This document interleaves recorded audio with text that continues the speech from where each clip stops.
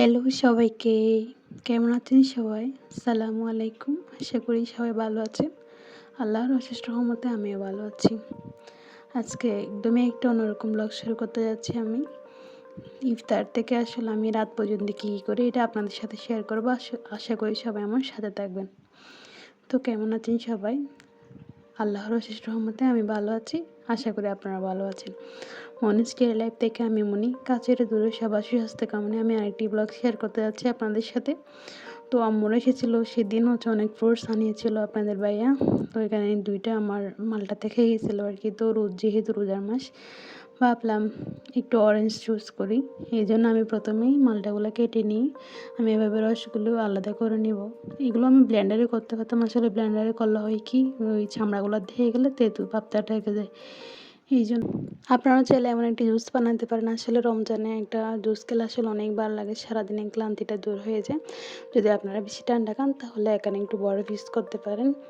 আসলে কি বলবো, রমজানের পুরাই অনেক ব্যস্ত থাকি সারাদিন।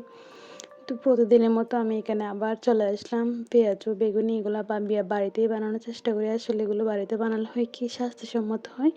প্লাস একটু ভালো হয়ে আসে আর আসলে টাকার খরচটা একটু কমে। আমি এখানে এক করে আমি বেগুনগুলা কেটে নিয়েছিলাম। এক করে এখানে বেসনের মধ্য দিয়ে আমি আস্তে আস্তে করে বেগুনগুলা ভেজে নিব, বেগুনি করে নিব। তারপর আমি যে কিছুক্ষণ আগে যে আমি রেখেছিলাম পেঁয়াজও বানানোর জন্য, এগুলো আমি পেঁয়াজ, মরিচ, তারপর আপনার জিরা, তারপর ধনিয়া এগুলো দিয়ে মিক্স করে আস্তে আস্তে ছেড়ে দিয়ে করে নেবো। এরপর আমি তো বুন্দি বানানোর চেষ্টা করি। আসলে বাসার মধ্যে বেশিরভাগই দোকান থেকে আনা হয়, তবে আমি মাঝে মাঝে চেষ্টা করি বাড়িতে বানানো।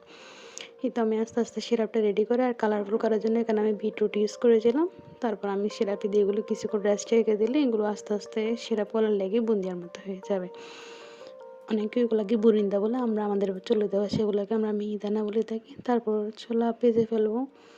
এই যে দেখুন আমি পেঁয়াজও ভেজেছি, এগুলো কেমন হয়েছে। আসলে দোকানের মধ্যে সুন্দর না হলেও অনেকটা স্বাস্থ্যসম্মত যেহেতু হয়, তাই বাড়িতে বানানোর চেষ্টা করি। একটু কম সুন্দর হলেও খেতে আসলে অনেক মজা লাগে। তারপরে যে রাতে রান্না করার জন্য পেঁয়াজ, মরিচ, তারপর টমেটো এগুলো কেটে নিব। কেটে নিয়ে আমি এখানে রাজমা রান্না করব। রাজমা আসলে অনেক স্বাস্থ্যসম্মত একটি খাবার। আমি মাসে অনেকবারই চেষ্টা করি রাজমা রান্না করার জন্য। তো এখানে আমি রাজমার সাথে বেগুন, টমেটো, তারপর আমি আলু দিয়েছিলাম কয়েকটা। এগুলো দিয়ে আমি হালকা পেঁয়াজ দিয়ে এগুলো আমি আস্তে আস্তে করে রান্না করে নেব।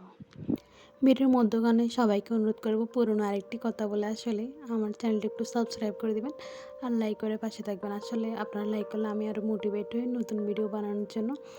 আসলে আজকের ব্লগটি আজ আমি একদম জিরো অয়েল রাজমার সবজি দিয়ে রান্না করেছি। তো বিকাল থেকে আমার ইফতারের প্রস্তুতি আসলে শুরু হয়ে গেছে অনেক আগে থেকে। প্রথমে রান্না করে আসলে কী কী রান্না করি সেগুলো তো দেখালাম। আজ একটু হেলদি কিছুই বানাবো আসলে, তাই বানাচ্ছি সবজি দিয়ে রাজমা।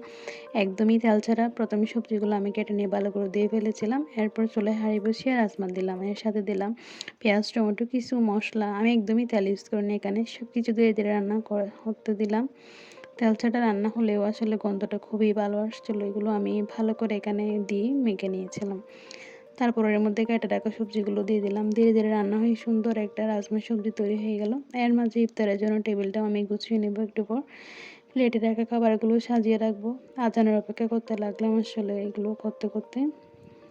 তারপরে এগুলো এখন দেখাচ্ছি আমি মাছ রান্না করবো। এগুলো রাতের ভিডিও ছিল। আসলে আমি এখন এখানে এডিট করে এগুলো করতেছি। তো ভিডিওতে আসলে অনেক প্রকার নয়েজ হতে পারে, তার জন্য আমি ক্ষমা চেয়ে নিচ্ছি সবার কাছে। আসলে আমার বাসাটা রাস্তার পাশে হওয়ার কারণে অনেক নয়েজ হতে পারে। সবাই প্লিজ একটু ক্ষমার দৃষ্টিতে দেখবেন এই বিষয়টি। তো আমি এখানে দেখেন আমি রান্না শেষ করেছি, সাথে আমি ভাত বসিয়ে দিয়েছি। আমরা এখন চেষ্টা করি, অনেক দিন তো হয়ে গেল রোজার। তো রোজার আমি ইফতারের আগে আমরা খাওয়ার চেষ্টা করি ভাত, হালকা ভাত খেয়ে তারপর ইফতার খেলে অনেক ভালো লাগে। তো ইফতারের পর একটা আসলে চা না হলে হয় না, এই জন্য চেষ্টা করি একটা চা খেয়ে মাথা ব্যথাটা একটু কমানো। কে কে চা পাগল বলেন তো এরকম ছুটে যান চায়ের কাছে, চুলার কাছে ছুটে যান চা খাওয়ার জন্য।